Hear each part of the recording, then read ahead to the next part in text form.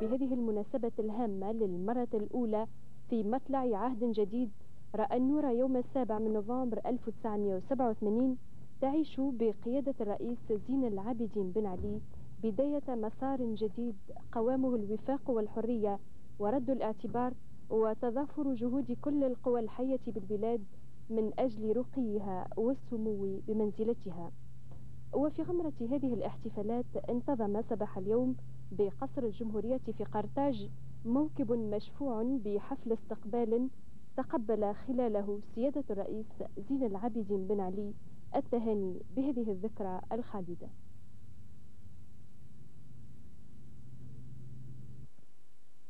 وكان في مقدمة المهنئين لسيادة الرئيس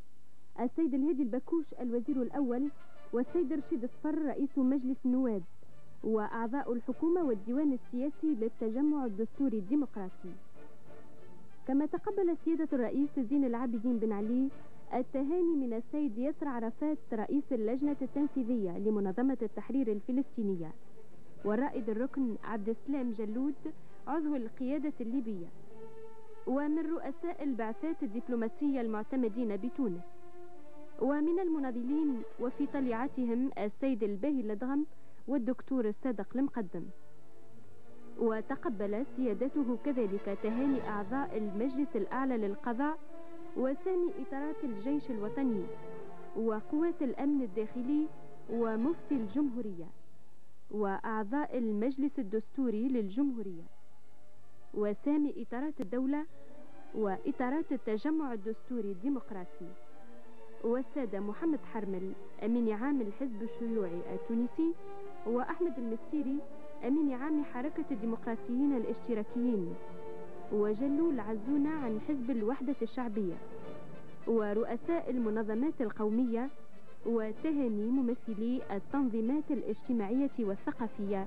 وثلة من رجالات الإعلام.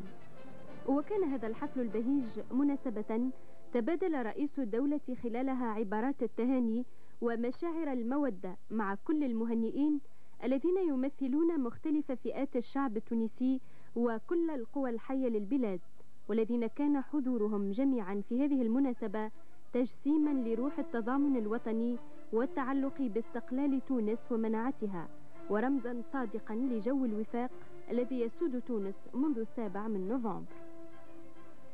هذا وكان سيادة رئيس الجمهورية زين العابدين بن علي تلقى برقية من الزعيم الفلسطيني ياسر عرفات هذا نصها: تحية الثورة وبعد،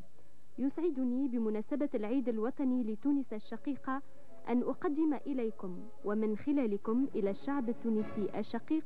باسمي وباسم القيادة الفلسطينية والشعب الفلسطيني أجمل التهاني، سائلا المولى عز وجل أن يحفظكم بخير وسعادة، وأن يوفقكم في خدمة تونس الشقيقة والشعب التونسي الأبي، وفي خدمة قضايا أمتنا العربية والإسلامية العادلة. كما أغتنم هذه المناسبة المجيدة لأعرب لكم باسم شعبنا الفلسطيني المكافح عن بالغ الاعتزاز والإكبار للعلاقات الأخوية الكفاحية المتينة القائمة بين شعبين الشقيقين، وعن جزيل امتنان شعبنا ومناضليه وتقديرهم الكبير لجهودكم المخلصة ومواقف تونس المبدئية الثابتة في دعم ومساندة كفاح شعبنا العادل بقيادة منظمة التحرير الفلسطينية ممثله الشرعي والوحيد، مؤكدا لكم إصرار شعبنا القوي على استمرار نضاله وتصعيد انتفاضته المباركة في الوطن المحتل حتى يحقق كامل أهدافه الوطنية العادلة، وفي مقدمتها حقه في العودة وتقرير المصير وإقامة دولته الفلسطينية المستقلة وعاصمتها القدس المحررة بإذن الله، مجددا لكم تهنئة القلبية الحارة، وإنها لثورة حتى النصر.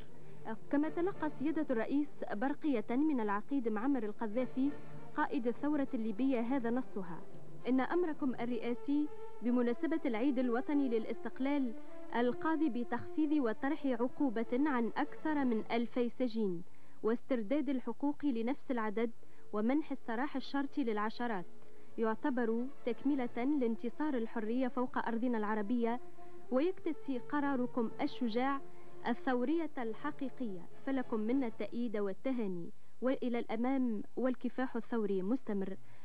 كما أبرق بتهانيه إلى سيادة الرئيس زين العابدين بن علي عدد من ملوك ورؤساء دول شقيقة وصديقة، وكذلك أعضاء الجاليات التونسية بالخارج.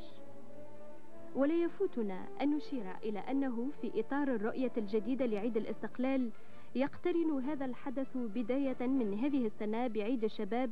الذي أصبح يوافق 21 من مارس، وفي هذا تأكيد متجدد لتوجه ثابت وأساسي ميز ولا يزال يميز سياسة تونس الجديدة،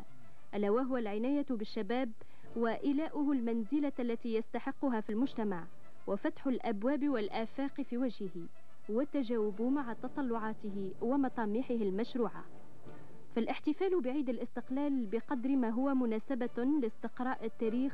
والوقوف على بطولات الماضي وأمجاده التالدة،